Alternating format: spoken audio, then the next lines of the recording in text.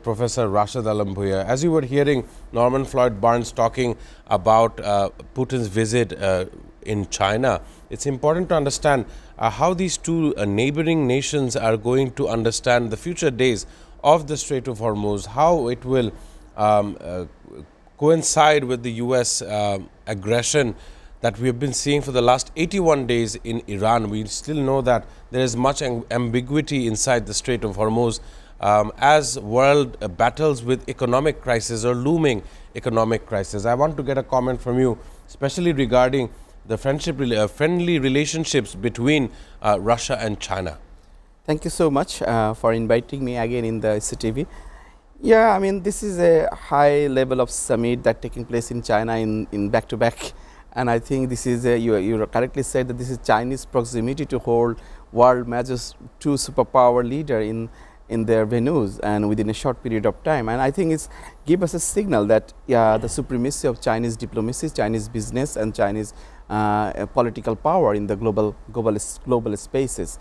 So although, China is competing against USA, that is we know everyone, but we know that China and Moscow have a great partnership, has never threatened each other, and we can see that the amicable relationship between the two countries for a period of time. And Putin also addressed Xi as a dear friend, and we have been seeing each other for a long time, and that's just give us a model of partnership that between the two countries. Particularly, China is the biggest consumer of this crude oil that has been supplied from Russia and Iran for a long time. You correctly said that we would hope that after the summit of Xi and Trump, there should be some communication regarding the Iran war. That is still, you said 81 days, but we haven't heard anything major about China's role in that war.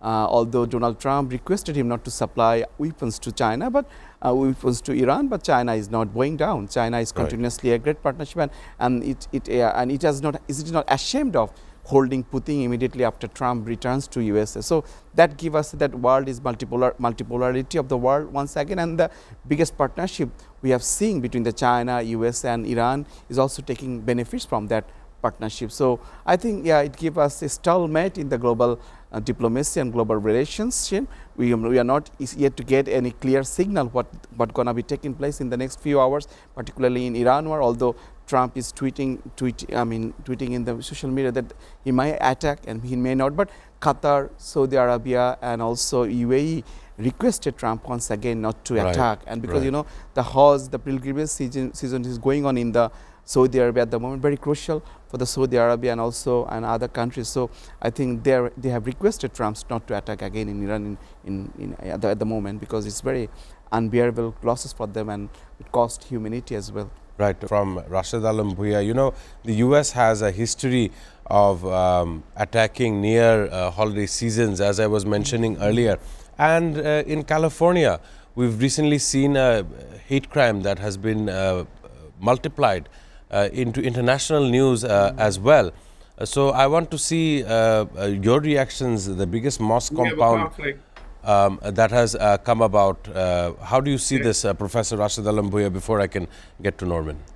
I think, you correctly stated that the USA, Abbas Araghchi on the other day, during the BRICS summit, he said there is a huge trust issue with the US at the moment.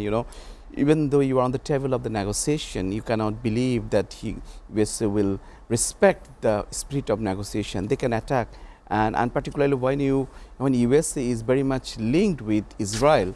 So Israel is also another, a country who doesn't respect the international laws, regulation, and also the spirit of conversation, spirit of the discussion and negotiation. So that's why I think you correctly said currently. Saudi Arabia is in a big danger, particularly the summer season is going on in there, and they are hosting the millions of pilgrimages worldwide. So I think feeling that concern, they probably Saudi Arabia, Qatar and UAE negotiated with the Trump that should not attack Iran at the moment, because it's gonna be costing millions of people in their life would be in security, and there'll be security threat because they're in the pilgrimage movement, a pilgrimage situation in the Saudi Arabia. So I think you said correctly.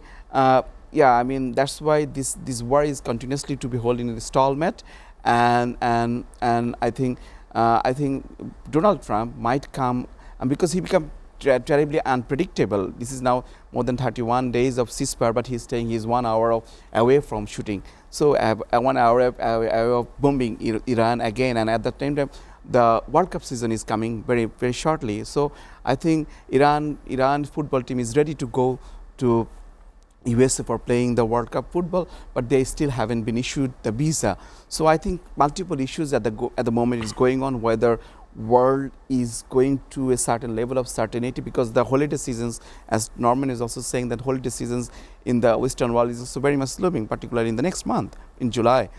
So I think overall global at the moment of high level of inflation in the worldwide season. So I think looming uncertainty is carrying in every part of the world. We cannot celebrate, we cannot plan for holiday, we cannot watch the biggest show of the art, the World Cup footballs, because of this uncertainty and war in the different parts of the world, and particularly in the Middle East. Yeah. Right, very importantly stated by Rashid Alam Bhuiya here in the studio.